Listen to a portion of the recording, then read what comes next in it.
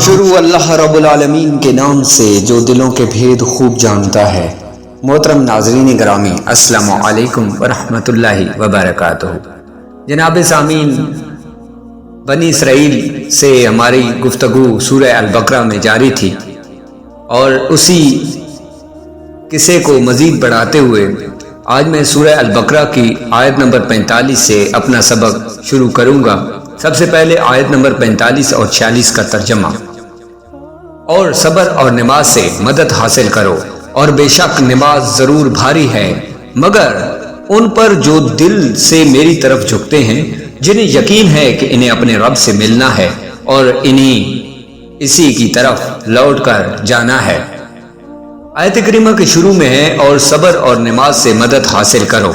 اس آیت کی ایک تفسیر یہ ہے کہ اس سے پہلی آیت میں بنی اسرائیل کو سید المرسلین محمد مصطفیٰ صلی اللہ علیہ وآلہ وسلم پر ایمان لانے، ان کی شریعت پر عمل کرنے، سرداری ترک کرنے اور منصب اور مال کی محبت دل سے نکال دینے کا حکم دیا گیا۔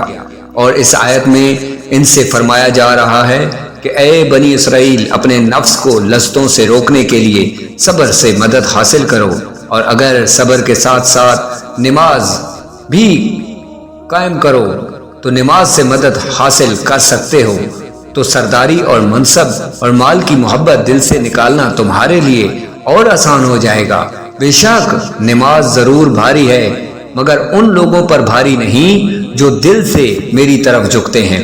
دوسری تفسیر یہ ہے کہ اے مسلمانوں، تم رضا الہی کے حصول اور اپنی حاجتوں کی تکمیل میں صبر اور نماز سے مدد چاہو۔ سبحان اللہ، کیا پاکیزہ تعلیم ہے کہ صبر کی وجہ سے قلبی قوت میں اضافہ ہوتا ہے، اور نماز کی برکت سے اللہ تعالیٰ سے تعلق مضبوط ہوتا ہے۔ یہ دونوں چیزیں پریشانی کو برداشت کرنے اور انہیں دور کرنے میں سب سے بڑی مددگار ہیں۔ آیت کریمہ 45 نمبر آیت میں ہے، بے شک نماز ضرور بھاری ہے، مگر ان پر جو دل سے میری طرف جھکتے ہیں۔ آیت کریمہ کے اس حصے میں اور اس کے بعد والی آیت کا خلاصہ یہ ہے کہ گناہوں اور خواہشات سے بھرے ہوئے دلوں پر نماز بہت بوجھل ہوتی ہے، اور عشق اور محبت الہی سے لبریز اور خوف خدا سے جھکے ہوئے دلوں پر نماز بوجھ نہیں، بلکہ نماز ان کے لیے لذت اور سرور اور روحانی اور قلبی معراج کا سبب بنتی ہے۔ یہ وہ لوگ ہیں جو اپنے رب تعالیٰ سے ملاقات پر یقین رکھتے ہیں اور اس مولا کریم کے دیدار کی تڑپ رکھتے ہیں۔ اس میں بشارت ہے کہ آخرت میں مومنین کو دیدار الہی کی نعمت نصیب ہوگی، نیز اللہ تعالیٰ سے ملاقات اور اس کی طرف رجوع میں ترغیب اور ترہیب دونوں ہیں، اور ان دونوں کو پیش نظر رکھنا نماز میں خشوع پیدا کرنے میں مدد دیتا ہے۔ گویا نماز میں خشوع اور خضوع قائم رکھنے کا حکم بھی دیا اور اس کے حصول کا طریقہ بھی بتا دیا۔ اب اس سے اگلی آیت کریمہ آیت نمبر 47، جس کا ترجمہ ہے، اے یعقوب کی اولاد، یاد کرو میرا وہ احسان جو میں نے تم پر کیا، اور یہ کہ میں نے تمہیں اس سارے زمانے پر فضیلت عطا کی۔ آیت کریمہ کے شروع میں آیا ہے کہ اے یعقوب کی اولاد، میرا احسان یاد کرو۔ یہاں سے ایک بار پھر بنی اسرائیل کو اللہ تعالیٰ کے احسانات یاد کرنے کا حکم دیا گیا ہے، تاکہ وہ اللہ تعالیٰ کے حبیب محمد مصطفیٰ صلی اللہ علیہ وآلہ وسلم کی اطاعت ترک کرنے سے ڈریں اور ان پر حجت پوری ہو جائے۔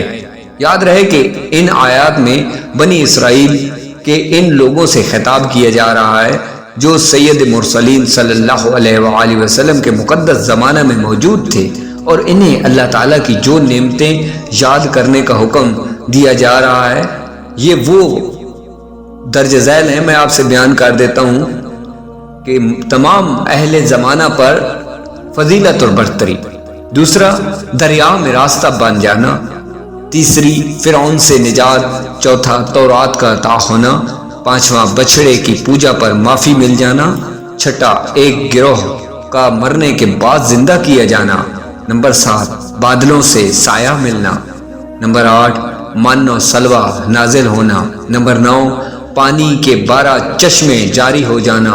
اور نمبر 10، زمینی اناج عطا کیا جانا وغیرہ، یہ تمام نعمتیں ان کے آباء و اجداد کو عطا کی گئی تھیں، اور چونکہ جو نعمت آباء و اجداد کو ملی ہو وہ ان کی اولاد کے حق میں بھی نعمت ہوتی ہے۔ اس لیے اس سے فرمایا گیا کہ اے یعقوب کی اولاد، میرا وہ احسان یاد کرو جو میں نے تم پر کیا، اور میرے حبیب محمد مصطفیٰ صلی اللہ علیہ وآلہ وسلم کی پیروی کر کے اور ان کے دین میں داخل ہو کر میری ان نعمتوں کا شکر ادا کرو۔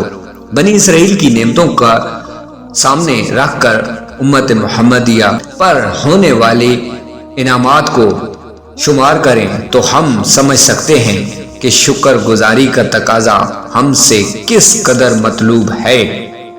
آیت کریمہ میں نے تمہیں تمام جہاں والوں پر فضیلت عطا فرمائی۔ اس سے مراد یہ ہے کہ بنی اسرائیل کو ان کے زمانہ میں تمام لوگوں پر فضیلت عطا کی گئی، اور جب پیارے آقا محمد مصطفیٰ صلی اللہ علیہ وآلہ وسلم کی آمد ہوئی تو یہ فضیلت آپ صلی اللہ علیہ وآلہ وسلم کی امت کی طرف منتقل ہو گئی، اور اللہ تعالیٰ نے اپنے حبیب محمد مصطفیٰ صلی اللہ علیہ وآلہ وسلم کی امت کو سب امتوں سے افضل بنا دیا، جیسا کہ ارشاد فرمایا۔ یہ ارشاد اللہ تعالیٰ نے سورہ آل عمران کی آیت نمبر 110 میں فرمایا ہے۔ اس کا ترجمہ، اے مسلمانوں، تم بہترین امت ہو جو لوگوں کی ہدایت کے لیے ظاہر کی گئی۔ اب اس سے اگلی آیت کریمہ آیت نمبر 48 جس کا ترجمہ ہے، اور اس دن سے ڈرو جس دن کوئی جان کسی دوسرے کی طرف سے بدلہ نہ دے گی، اور نہ کوئی سفارش مانی جائے گی، اور نہ اس سے کوئی معاوضہ لیا جائے گا، اور نہ ان کی مدد کی جائے گی۔ اس آیت کریمہ کی تفسیر بیان کرتا ہوں میں کہ آیت کریمہ کے شروع میں ہے کہ کوئی جان کسی دوسرے کی طرف سے بدلہ نہ دے گی۔ بنی اسرائیل کے بگاڑ کی ایک بہت بڑی وجہ یہ بھی تھی کہ آخرت کے متعلق ان کے عقیدے میں خرابی آ گئی تھی۔ وہ اس قسم کے خیالات خام میں مبتلا ہو گئے تھے کہ ہم جلیل القدر انبیاء کی اولاد ہیں، بڑے بڑے اولیاء صالح اور زیاد سے نسبت رکھتے ہیں، ہماری بخشش تو انہی بزرگوں کے صدقے میں ہو جائے گی، ان کا دامن گرفتہ ہو کر بھلا کوئی سزا کیسے پا سکتا ہے۔ انہیں جھوٹے بھروسوں نے ان کو دین سے غافل اور گناہوں کے چکر میں مبتلا کر دیا تھا، اس لیے نعمت یاد دلانے کے ساتھ ساتھ فوراً ہی ان کی ان غلط فہمیوں کو دور کیا گیا۔